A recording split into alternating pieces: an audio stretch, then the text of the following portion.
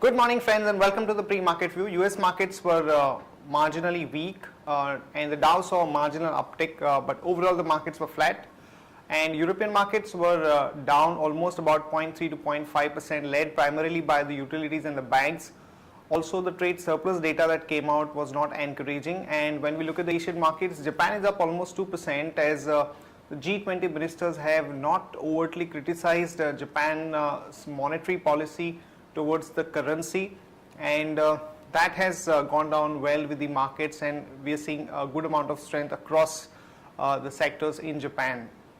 Most of the other Asian markets are quiet though, and in terms of flows, the FIs were net buyers to the tune of about 248 crore in the cash market, and the DIIs were sellers to the tune of 247 crore, so it nullifies the effect. And in the index futures, we've seen a selling of almost about 618 crore by the FIIs, which is definitely a huge number in the current scenario.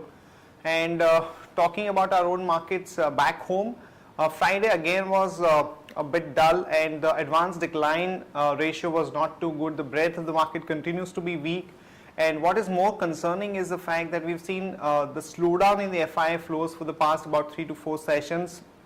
They have also been continuously selling in the index futures, which is not a good sign, and as against the hope of a possible pre-budget rally, we are seeing that the market is turning quite dull, and in fact we have erased the entire gain of about 2013 that we had seen, and the market is quoting at the lowest level of December 26. And in terms of other asset classes, the gold prices also have corrected to 6 months low at about $1,614 odd dollars. On that note, let me invite Shaival to take us through important F&O cues, ideas and strategies that we can have in the F&O markets. Good morning, friends. Let's have a view at derivatives. Friends, in Friday's trade, we have seen that markets have market has opened lower and has continued to slide further downward, but during last hour of trade we have seen that market has bounced back sharply and has inched closer towards 5,900. Now during this course of time we have seen long positions being accumulated in the market. Now although the implied the volatility index VIX has seen a marginal uptick, if we focus on the strikes we have seen that net the implied volatility has decreased marginally. Now 5,800 put option has seen a good amount of activity in open interest, and the same can be seen in 5,900, 6,000 and 6,100 call option. As we are trading below a weekly VWAP of 5910, a bias for the market is negative, but as the implied volatility across the strike has cooled off marginally, the PCR is being hovering between the 0.9 and 1 mark.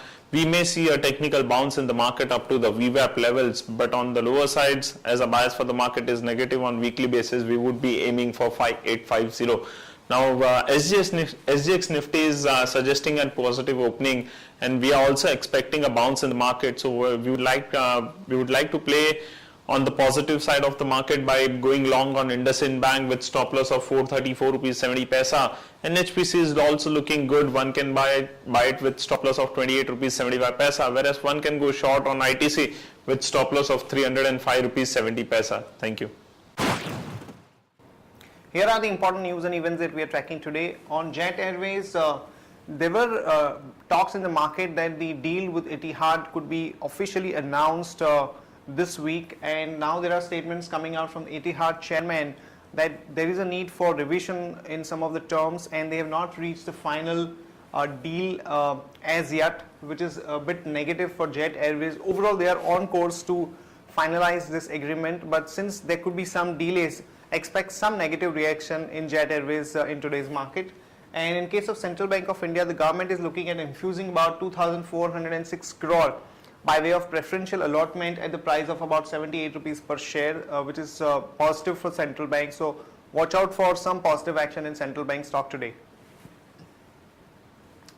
In case of telecom, the DOT is working out the modalities for the auctioning of spectrum to the tune of 700 megahertz, which might include an option for the companies which want to roll out 4G auction to swap that with this 700 megahertz.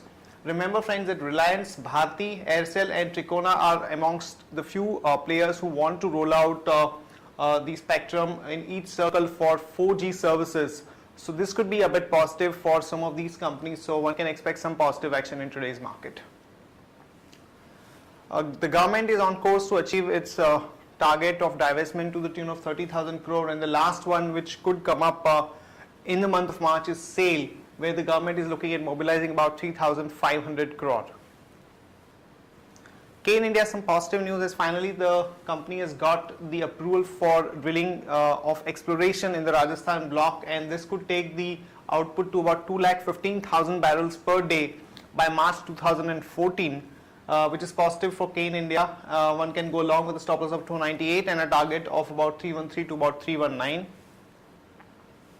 Unichem Laboratories is looking at exiting their plants to a US company at a price of about 1.6 billion or 160 crore rupees.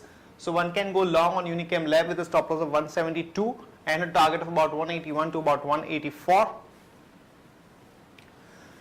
We have seen the petrol and diesel prices being increased over the weekend. Petrol price by 1.5 per litre and diesel price by about 45 paise to about 50 paise per litre. So one can go long on IOC with a stop loss of 309 and a target of about 324 to about 330. Expect some positive action across the oil marketing space as well as some of the companies like ONGC. Strides Accolab, the buzz is that three sources have shared that Strides and Mylan are in exclusive talks for the deal on the Strides injectable unit called Agila Specialties, and as per the sources, the deal could happen at a price of close to about $2 billion. So one can go long on Strides Accolab with a stop loss of 948 and a target of about 996 to about 1014. JSPL is looking out for some acquisitions in the iron ore and coking coal field, and they are in talks with a few companies in West Africa, Spain and Ukraine. So one can go long on JSPL with a stop loss of 378 and a target of about 398 to about 405. GVK has reported a huge loss at about 57 crore as against about 14.5 crore last year. So one can go short on GVK with a stop loss of 12.4 and a target of about 10.5. That's it from all of us, friends. Have a nice trading session. See you tomorrow at the same time.